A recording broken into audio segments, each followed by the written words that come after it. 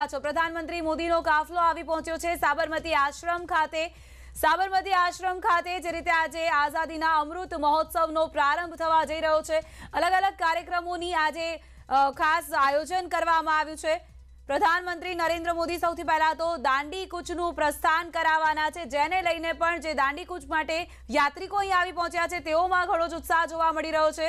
અલગ અલગ નેતાઓ પણ અહીં આવી પહોંચ્યા છે। ખૂબ જ સૌભાગ્ય માની રહ્યા છે કે અમદાવાદના આંગણે જે રીતે આ અવસરનું આયોજન કરવામાં આવ્યું છે તેને લઈને તેઓ પોતે તેના સાક્ષી બની રહ્યા છે, તેને લઈને પણ પોતાનું સૌભાગ્ય માની રહ્યા છે। સાબરમતી આશ્રમ ખાતે પ્રધાનમંત્રી નરેન્દ્ર મોદીનો કાફલો આવી પહોંચ્યો છે। દાંડી કૂચનો પ્રારંભ થોડી જ વારમાં પ્રધાનમંત્રી નરેન્દ્ર મોદી કરાવશે। તસવીરો આપ જોઈ રહ્યા છો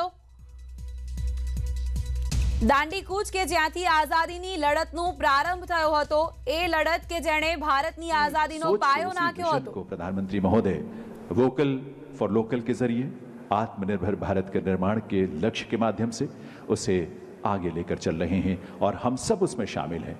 इस समय साबरमती आश्रम में माननीय प्रधानमंत्री महोदय का आगमन हुआ है और वहाँ प्रदेश के माननीय राज्यपाल श्री आचार्य देवव्रत जी, माननीय मुख्यमंत्री श्री विजय भाई रूपानी जी वहां उपस्थित हैं उनकी अगवानी के लिए। Mahatma Gandhi ji, the greatest personality in the Indian history, who used non-violence to free India from Britishers. Bapu was not only an inspiration during freedom movement, but his ideology is accepted even today. He always insisted that everyone should do their work on their own without depending on others, meaning Atmanirbhar. Today, we are also trying to be Atmanirbhar, telling the world that India can, India will. We can and we will, with lots of vocal for local.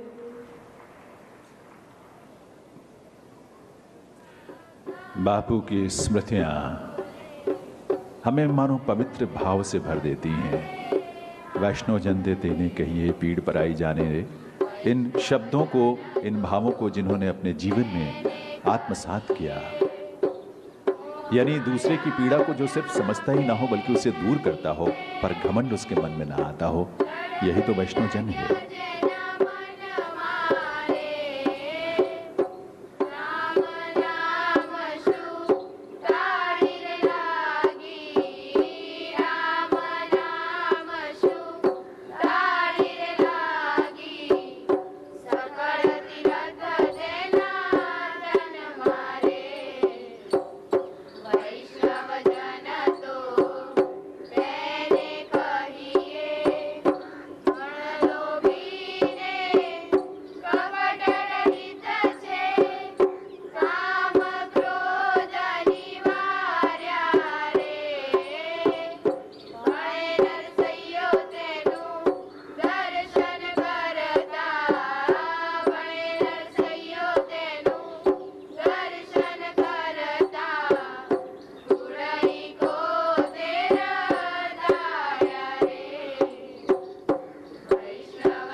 Honorable Prime Minister Shri visiting Hriday Kunj. Hriday Kunj, Mahatma Gandhi ji's abode in the Sabarmati Ashram. Shri Kaka Sahib Kalelkar named this pious home Hriday Kunj. Gandhi ji and Kasturba lived here for 12 years and Gandhi ji left this ashram with a vow not to return to this ashram till India became independent. हृदय कुंज में माननीय प्रधानमंत्री महोदय वहां पहुंचे हैं। हृदय कुंज नाम भी अपने आप में इतना प्रेरक है, उसका भाव इतना सुंदर है, क्योंकि देश की आत्मा बापू के रूप में जिस निवास में,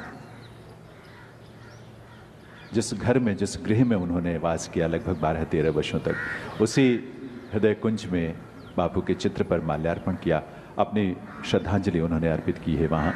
और